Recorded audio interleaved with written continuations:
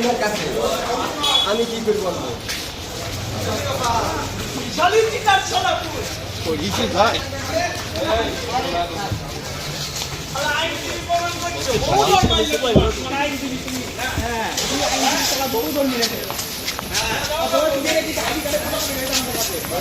বাবা ভাই একটু আস্তে আস্তে চলো আস্তে চলো আস্তে চলো আস্তে চলো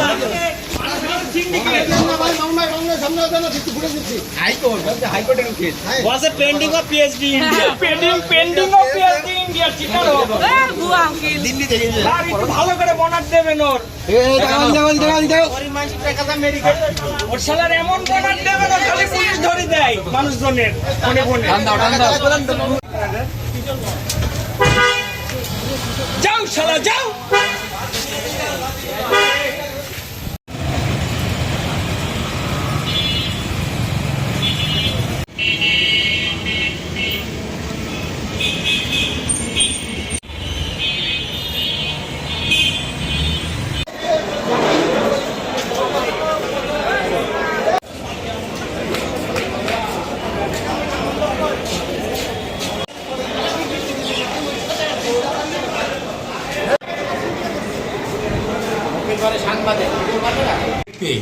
তারপরে কোর্টে মামলা আছে, উনি মক্কেল হতে পারেন, বাস এই ব্যক্তি ওনার দালালি করে আমাদের বিদেশ পাঠানোর জন্য টাকা সবাই অ্যাডভোকেটের কাছে দিয়েছে।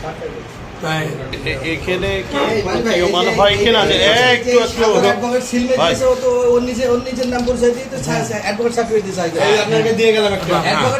এবং উনি যে হাইকোর্টের ভুয়া সার্টিফিকেটও কিছু করে উনি হাইকোর্টের অ্যাডভোকেট না। এই বলছি যে আপনারা কি আশঙ্কা করছেন যে ধরনের ভুয়া আশঙ্কা করছেন কিনা?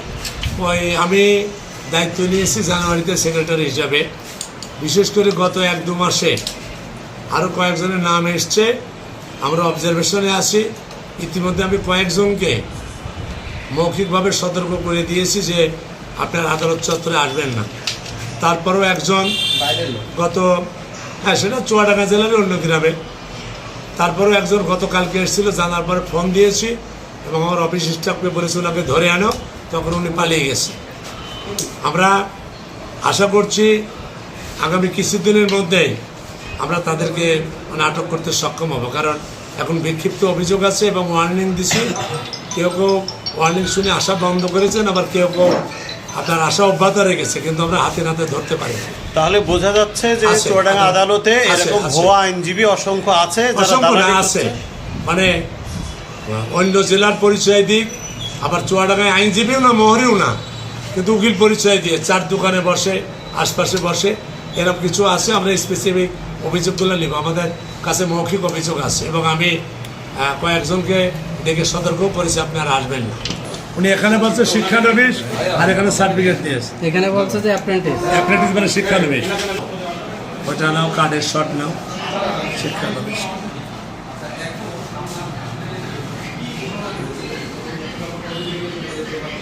আমি মানবকে ধরিস আমি দিয়েছি।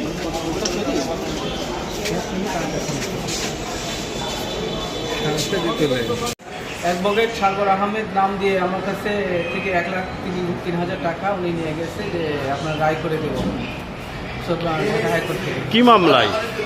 সেটা মামলাটা আমার কাছে আপিল মামলা ছিল আমার হাইকোর্টে। আপিল মামলা বলে কিছু ছিল না, জমির আপিল মামলা বলেন, সেটা বলেন। জমির আপিল মামলা ছিল আমার হাইকোর্টে। উনি বললো যে আমি জানি, দেখেছি, সব কিছু ঠিকঠাক আছে, আপনাদের রায় হবে এই বলে আমার কাছে 1,03,000 টাকা নিচ্ছে প্রতারক মোহাম্মদ সাগর আহমেদ। তো আপনি এখন কি বিচার চাচ্ছেন? আমি একজন ব্লাইন্ড মানুষ, আমি গরিব মানুষ, আমি বিচার চাচ্ছি কেন আমার টাকাটা যেন ওনারা দেয় আর আমার মতন যেন মানুষ আর ভুক্তভোগী না হয়। আর আমি চাচ্ছি ওনার জন্য সুষ্ঠু বিচার হয়। বলেন। ওনার জন্য সুষ্ঠু বিচার হয়। আর আমার তথাকথিত টাউট ধরা পড়েছে, ওনারা নিজেদেরকে হাইকোর্টের আইনজীবী দাবি করছে এবং কয়েকজনের কাছ থেকে 8 থেকে 10 লক্ষ টাকা নিয়েছে। আমার ঠিক জানা নেই, মনে নেই এখন। তো এক সময় সে বলতেছে আমার বাড়ি কিশোরগঞ্জে, এক সময় বলতে আমি ঢাকা বারে প্র্যাকটিস করি, এইখানে 7-8 জন ব্যক্তির কাছে টাকা নিয়েছে, হাইকোর্টে জামিন করে দেবে, বিভিন্ন কাজ করে দেবে বলে, কিন্তু তাদের কাজ যথাযথভাবে হয় নাই। এইবার আসলে পরে তারা তাকে হচ্ছে আটক করেছে এবং শেষ পর্যন্ত আমাদের জেলা আইনজীবী সমিতির অফিসে তার নিয়ে আসতে, ওর সাথে আর একজন ব্যক্তি ছিলেন। তো ওই ব্যক্তি আসলেন, ধরে নিয়ে আসলো ওকে। তো শেষ পর্যন্ত ওকে বলা হলো যে আপনি কে? তো তার সাথে সাথে একজন বলল যে ওনার সহযোগিতায় উনি আমাকে বলেছে ওনার কাছে টাকা দেওয়ার জন্য। পুলিশের সাথে যাও, থানায় বসে মামলা দাও।